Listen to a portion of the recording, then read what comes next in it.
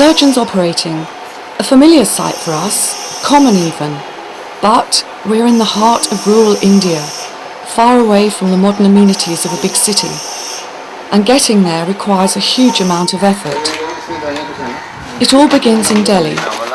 In his apartment, overrun with boxes, Doctor Charak, backed up by several members of his team, puts the finishing touches to the preparations needed for the 14th medical and surgical camp organised by the SOS Memorial Trust. The heavy equipment is already prepared. What needs to be done now is to index, categorise, package and note down all the materials and medical supplies. There are 2 days left to check and be certain that nothing is missing.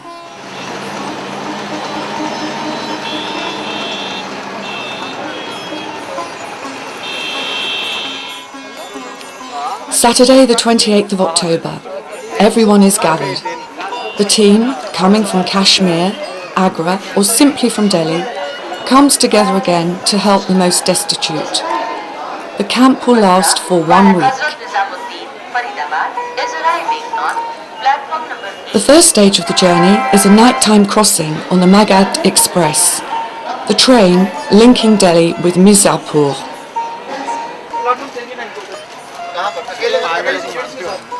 The moment has arrived for Doctor Charak, in his usual good humour, to introduce us to those with whom we are going to spend the week sharing this wonderful experience. You know him? The only Dr. Sani? The one and the only one?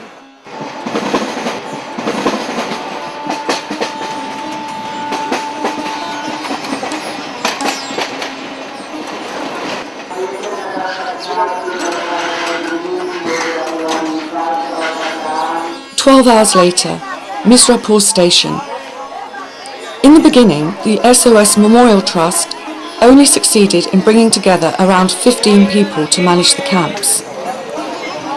This year it is a large team of 35 individuals made up of 3 surgeons, 4 doctors, 1 dentist, 3 pharmacists and several nursing and technical assistants, all of whom during the week will give their skills, time and energy to help those who are less fortunate.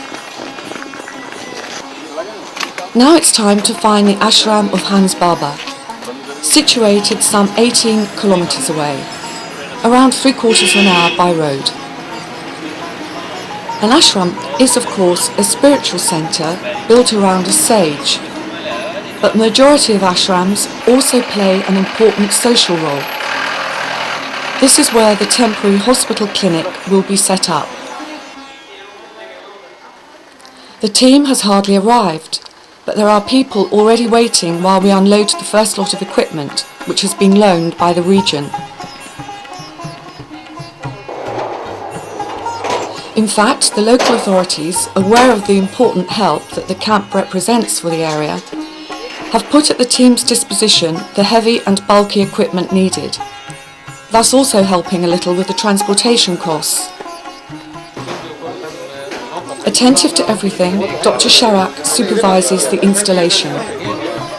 He knows this area well, as it is the second camp that he has managed here. In what will become the post-operating room, the camp beds are being installed. while Dr. Ashwani Gupta, one of the surgeons, speaks to us about organising the care. Plus, we probably anticipate around 3,000 to 4,000 of patients who need medical treatment or something. So we'll be constructing the outdoor OPDs on the first floor. Yes. So patient will go from here, have the checkup done, have the investigations done, get the medicines. Who need surgery, they will come down. The operation theatre, of course, now you can see the raw state, The first big emotional moment after 20 hours of travelling is the arrival of the ambulance carrying the heavy equipment and drugs. In fact, this is the first vehicle which belongs to the association. What good luck!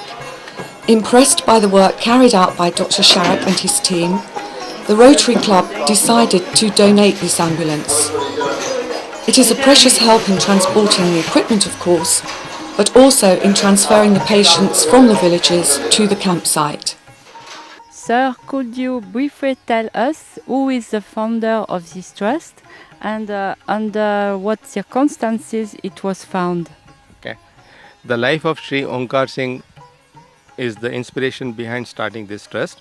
He is Dr. Charak's father. He was an educationist, believed in his basic values of hard work, discipline, honesty and community development. All his children have imbibed these qualities as well as some of his students. As to the idea of starting this trust also came when we used to go to Himalayas. We used to go through villages and we saw that there was no medical facilities available to them. And then people were also poor, and Dr. Charak and myself and some of our friends thought that we should give back something to the community. We could start with medical help. So we thought that we should devise some method of providing free medical care and a good quality medical care at the doorstep of the patients. So that with that idea, we started this SOS Memorial Trust. And I was one of the founders, and I got hold of some of my friends who became the trustees. So we formed a trust which has been working since the year 2000. As the hours go by, the ashram welcomes more and more patients. People of all ages, sometimes entire families are waiting for help. This young mother has come with her baby, who is 13 days old. Born at home, he has not yet been examined by a doctor. The mother is worried about the lump on his head. Her neighbours tell her about the camp.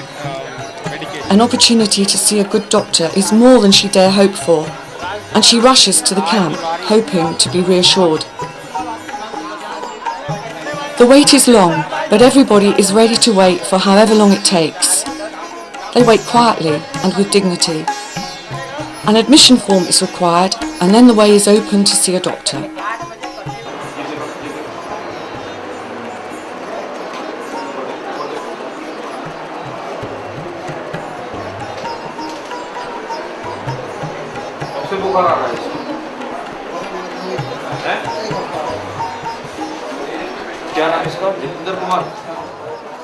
Selection is an important aspect. What we do is we normally start the camp on a Sunday and start operating from Monday onwards. So when we reach on a Sunday, we start our outdoors and screen most of the patients there. Besides that, people already know about our arrival and they keep waiting for us, and many of them get investigated and get ready for surgery even before we arrive at the venue of the camp. So selection is generally not a problem, and then as the camp goes on, the screening process also goes on. Of course, the selection is done by either me or the select members of my team.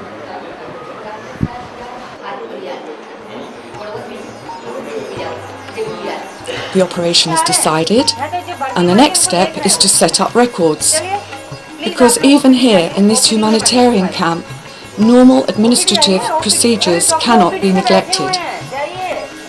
For each patient, a complete file is drawn up detailing the identity of the patient, their age, weight, previous medical history and any current medication.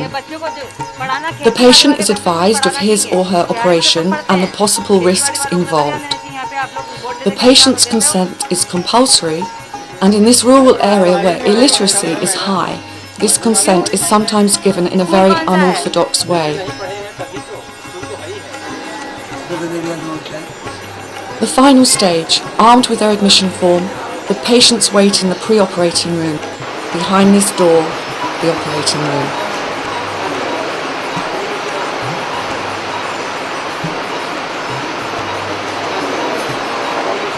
Doctor Charak has just finished Abhisek's operation, a young boy of 8 years old suffering from a hernia. Like all those who've undergone an operation, it's under the reassuring and almost fatherly hands of Dr. Sawhney that he will reopen his eyes. When the team arrived yesterday morning, this room was completely empty, open to the elements. The team members responsible for setting everything up have worked all night to clean, draft-proof the windows and install all the equipment. After fumigating with disinfectant, the operating theatre is ready, and since this morning several people have already been operated on. When we started our camps, we used to have 2 or 3 people who would wait at the venue of the camp after the camp was over. So they would stay there for about a week or 10 days, take care of the post-operative cases, remove the stitches, do the dressings and whatever was needed for them. But later on, we started making arrangements with the local health authorities, so that we approach the local health authorities, approach the local hospitals and the surgeons there, and after we finish from here, we refer our patients to the local hospitals where the appropriate care is taken by the doctors working in there. ऐसे से बंद लो।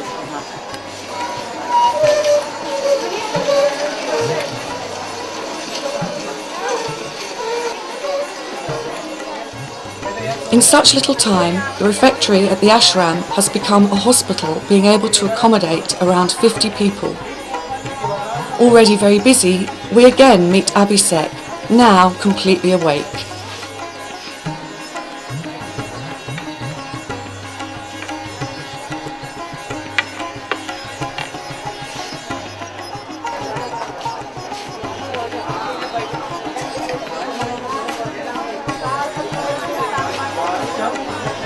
The news of the doctor's arrival from Delhi has spread quickly. Those who have already had a consultation have spoken about it in their villages, have spoken to their relatives and to their neighbours, and everyone flocks to the ashram. Needless to say, a lot of people are gathered around the local pharmacy, and more than 1,900 people will be treated during the course of the week. The pharmacy is under the responsibility of Mrs. Hashupur. The treatment prescribed by the doctor is free, but here there is no waste and everyone receives exactly the amount of medication needed. We know Dr. Charak is doing great work for you. Is it the only surgical team helping you? Yeah, for the time being, it is only Dr. Charak and his team who is helping us, and there is a particular reason also for this. Not all doctors and surgeons are willing to come to villages where there are no established hospitals to set up a temporary hospital and carry out major surgeries, because it involves lot of emergencies and all that, and then it requires lot of confidence and courage to handle such camps, which in Dr. Charak and his team is having in plenty, and they are exceptions. Do you provide this help in specific region in India, or you are open to provide this assistance anywhere in India? At the moment, we are confining ourselves to North India for holding such camps, hold camps in North India. And Dr. Charak also and his team also had one help given to Gujarat earthquake people when there was a major earthquake in Gujarat. So we are open to holding such camps anywhere in India, provided we find teams like Dr. Charak's. Vindhyachala is at the heart of a rural zone, where conditions are extremely primitive. In these villages, there is no electricity, no water, and no telephones. The only resources are the production of cereals and some livestock. The cow is often the only source of wealth these people have, giving milk, of course, but also providing combustion in the form of dried cow dung. For this population, living mainly below the breadline, healthcare is simply beyond their reach. As for being operated on, this is just not conceivable. But today, these forgotten peasants will have the opportunity to receive some quality treatment thanks to the proximity of the ashram, which has been made available to the team by Hans Barber. Hans Barber is the soul of this place, and it is him, in the name of spiritual unity, who has asked Dr. Charak to come and help in this backward area. We are in India, and here spiritualism is always closely linked to everyday life. It is not therefore surprising to see top-level scientists come every morning to receive benediction from Hans Barber and to draw inspiration for the strength to continue their mission. This privileged moment of meeting the sage is called darshan, and it is the occasion to become imbued with the energies of those who have renounced everything for their spiritual life. Unanimously admired in India, the most powerful and the richest come to pay their respects. One of the principal causes of the consultations will be various aches and pains, consequences of the harshness of working in the fields. For example, there will be many hernias. The lack of hygiene and the proximity of livestock brings problems such as mycosis, ringworm and scabies. These diseases are very common here, and the bad quality of the water is the cause of amoeba dysentery, kidney stones and gallstones. All of these factors favour the proliferation of mosquitoes, which are the origin of hydrocele disease. This is one of the most common and debilitating disorders. We could even call it a plague. Characterised by an enormous swelling of the testicles, this illness is extremely incapacitating. Furthermore, it has a huge social and psychological impact on this very traditional society. Because here, marriage is not just the affair of individuals, it is also the affair of the whole community. And the young men suffering from hydrocele will have trouble in finding a wife. The repercussions on their social life can become unbearable. The only solution is surgery, an operation which is relatively quick and simple. However, with an average wage of 1,000 rupees a month, around 18 euros, it is out of the question for these peasants to find the 10,000 rupees necessary for the operation. During the week of the camp, 48 people suffering from this disease will be operated on and will be able to go home the following day. So, Dr. Ashwini, why did you decide to cooperate with the SOS Memorial Trust? Yeah, for me, SOS Memorial Trust is equivalent to Dr. K.S. Charak. You see, I am in contact with him. He has been my senior in 1970s, so last 30 years. And as a person, I have been struggling to know about more and more about him, you see. And of the various activities which he has been indulging in, this was one which was, I believe, was the most dynamic, you see. The reason is that to set up a facility for surgery in a peripheral area in a short spell is something amazing. It is to be seen to be believed.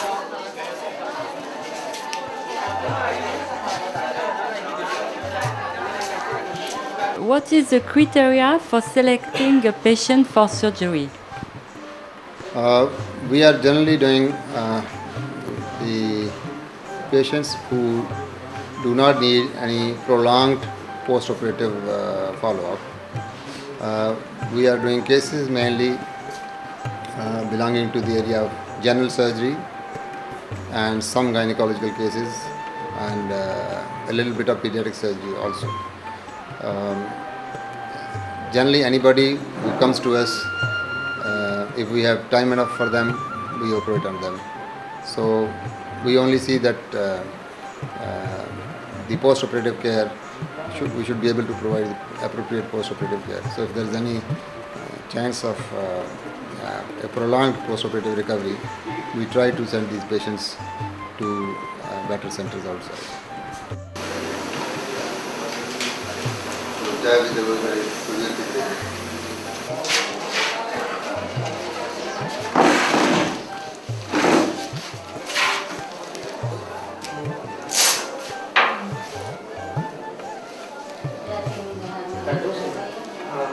The patients will also be able to receive nursing treatments such as various blood tests, which will be given to a local laboratory to be analysed.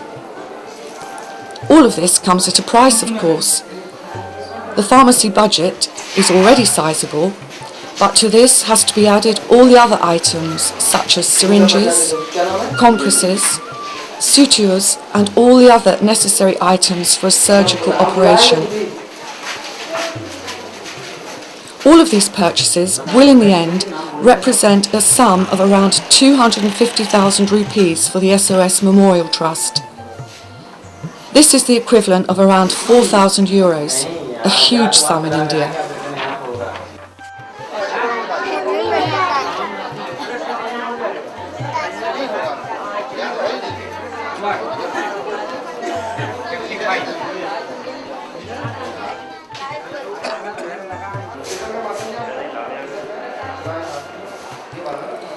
Another epidemic in these parts is the problem of dental care. In these backward villages, tooth decay and gum problems degenerate rapidly without the necessary care. But with so few resources, it is a luxury that this population just cannot afford. That a dentist will be part of the medical team during the camp at Vindhyachala is an incredible opportunity.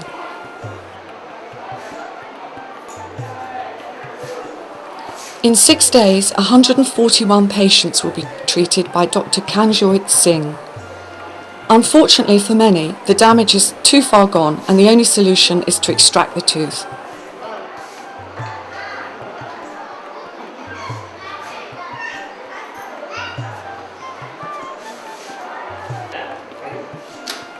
This chance of free treatment is a veritable gift from heaven, since here the relationship with religion is so important.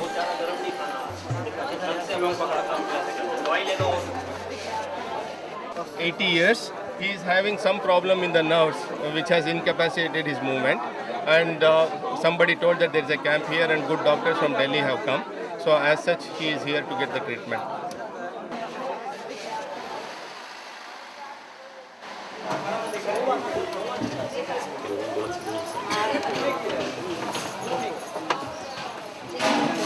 You are likely to undergo a surgery this morning. Which type of surgery is it? It's a major surgery. It's a hysterectomy. And I'm suffering from this disease. I'm having fibroid in my uterus for the last 3 years. Okay.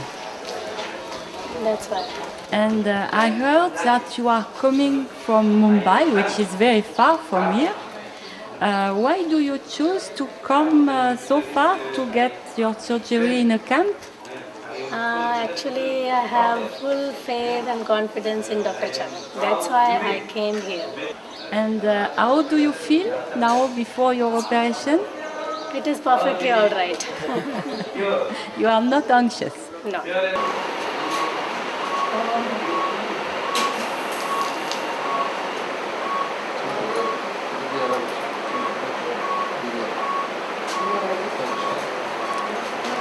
In this region of Uttar Pradesh, where it is still very hot in November, everybody's stamina is put to the test during the long working hours, with only one fan bringing a little relief. Everyone knows each other very well. Some work together in Delhi's hospitals, and they have already experienced these difficult conditions while operating in the 13 previous camps. What they have been through together in the last 6 years has made them a very close team, working in perfect companionship. They share the same ideals, devoting themselves to others, helping the poorest, and the belief that when one is privileged, one should give back to the community. It is the same faith that drives and gives them the strength to give so much in just a few days. From 9 in the morning until around midnight, patients will arrive one after another. Even if the arrangements seem precarious, the level of care is of the same quality as a big town hospital. At the end of the week, 100 people will have been operated on in this small surgery.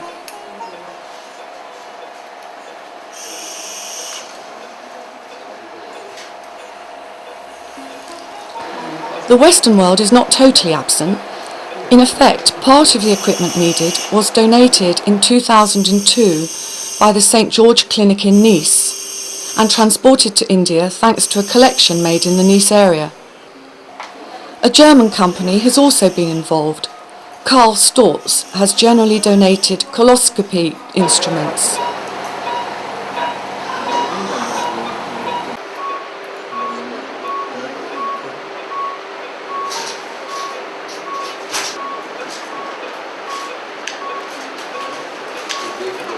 The tall silhouette of Dr. Sawney is felt everywhere.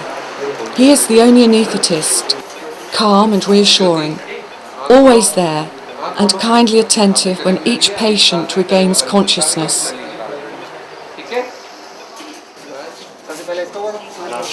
As in any other hospital, the surgeon's day starts with a visit to his patients and instructions given to the nursing staff.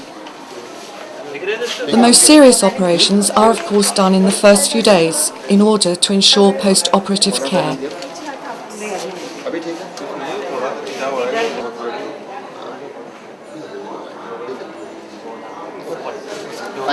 दवाई देंगे आपको जो दवाई देंगे वो खानी है शुक्रवार को 11 बजे के बाद. Dr. Charak, we know that apart from being a skillful surgeon, you are also a famous astrologer and have specifically written books on medical astrology. Do you combine both these skills for the advantage of the patients? Well, I wish I could do that, but unfortunately it is not possible in a rural setup. Most of my patients do not know about their time of birth or date of birth, and these details are required for astrological purposes. You have the name of the great Ayurvedic physician and author of the Samhita on Ayurveda. Have you also acquired knowledge of Ayurvedic system, and do you sometimes use them in your practice? I have not acquired Ayurvedic knowledge specifically, but I believe that all medical system is some sort of an Ayurveda. But of course, there are certain principles which we all need to know. I know certain basics, but not much details. But I certainly intend to learn more. Thank you.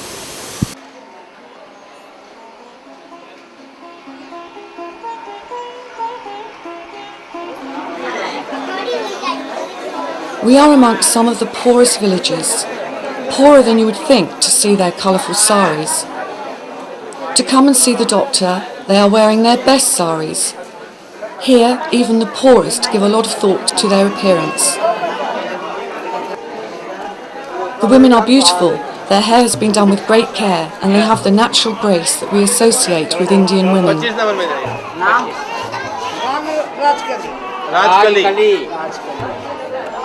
क्या तकलीफ है? बुखार नहीं छोड़ा था, बुखार आवा था. कब से? अरे आज इनके 10 रोज से इनके तो 3 महीना से परेशान है डॉक्टर साहब. किसने बताया यहाँ कैंप के आने के लिए? यहाँ के लोग जे परसाली इलाज. His name is Mahesh. He is 65 years old. He comes from village Nibhi, which is in Mirzapur. His problem is hydrocele since 1 year.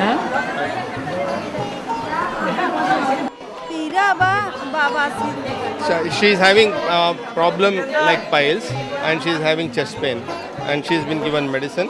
कब से दवा ले रहे हैं? पहले भी दवा लिया है? She is having 8 children, 4 boys and 4 girls. So Jyoti, you was operated on Monday afternoon.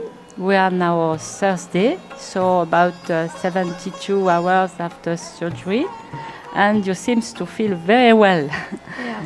So, can you say something about your experience in this camp? Actually, I felt no difference in surgery and facilities in operation theatre. But there is a little bit lack of comfort is there in the ward. Otherwise, I felt no difference in a big hospital or in this camp. So you are happy to... Yes, I'm very much happy. It is a good surgeon is most important than a bigger hospital and all these things. Of course. Thank you very much. To come and give medical treatment in these remote areas can sometimes bring surprises for the doctors. A young man suffering from a hernia has made an amazing belt in copper and wood. His ingenious design has enabled him to work for several years without suffering too much. Dr. Ashwani Gupta has never seen this before, but thanks to the operation he was able to dispense with this strange contraption. It is obvious you perform operation in temporarily established theatre. Are you not worried about possible post-surgical infection? We are very worried about the post-surgical infections, but very fortunately, we don't have any appreciable incidence of infections in the post-operative period. There could be many reasons for it. One, that the areas that we work in, that is the village areas where people don't have such infections which are resistant to antibiotics. In the hospitals, most of the people have resistant infections. The other thing is that we take care that our operation theatre, which is actually a makeshift operation theatre, we sterilize it every day, we carbolize the instruments there, we fumigate it every day so that everything is quite sterile, and we actually take more precautions here than we do in cities like Delhi.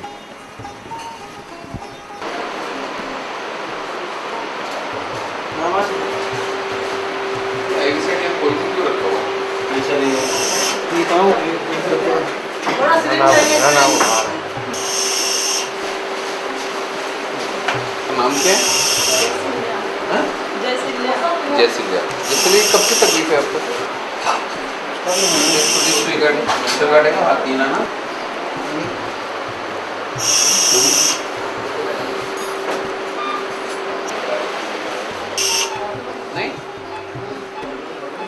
During the week, 7 operations for kidney and gallstones will be carried out. This is a recurring problem in this area, even among young people and children. These operations are common, although with the conditions in which they are carried out, nothing is totally sure.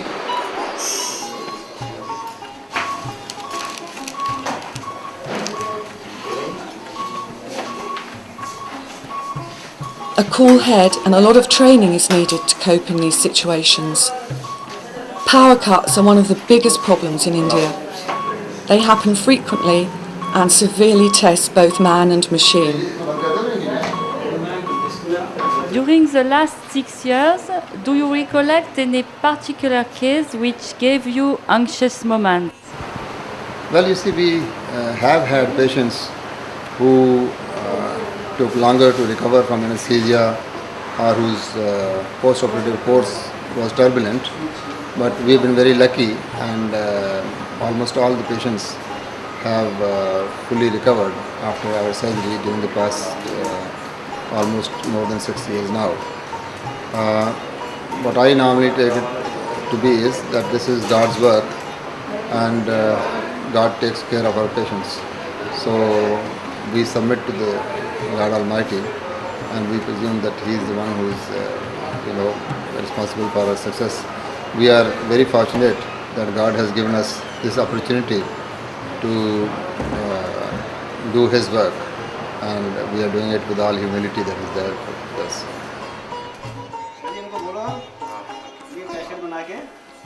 When the SOS Memorial Trust moves into an area, the team is totally autonomous and 3 cooks are among the volunteers.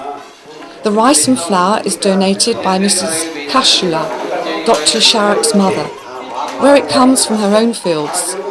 This is her contribution to her son's work. The food is strictly vegetarian, based essentially on rice, chapatis and pulses, with various vegetables, all of it spicy of course. Prepared with a lot of care and simple, but nevertheless delicious, it is appreciated by everyone. These meals are taken together on the terrace, and it's an occasion to relax after the tension and stress that this type of work inevitably brings.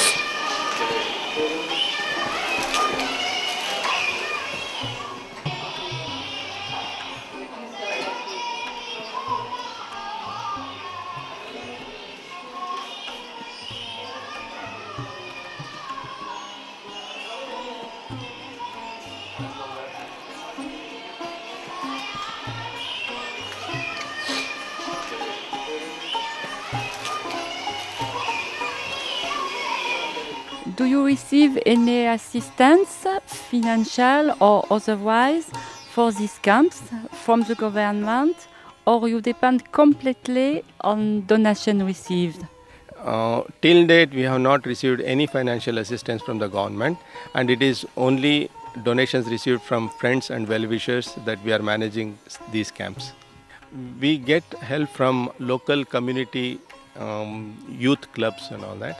But of late, thanks to the popularity of our surgical camps, where lots of people are getting free medical help and surgical help, and the government of late has started recognizing our effort and giving assistance in terms of medical equipment like stretchers and surgical tables and other things, and also sometimes emergency medicines which may require.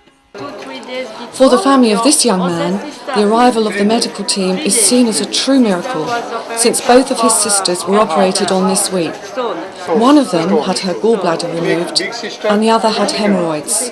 Without the facilities of the camp, they would have to have paid around 55,000 rupees, which is around 5 years' salary. The family would have to have gone into debt for life. It goes without saying that their joy and gratitude are obvious.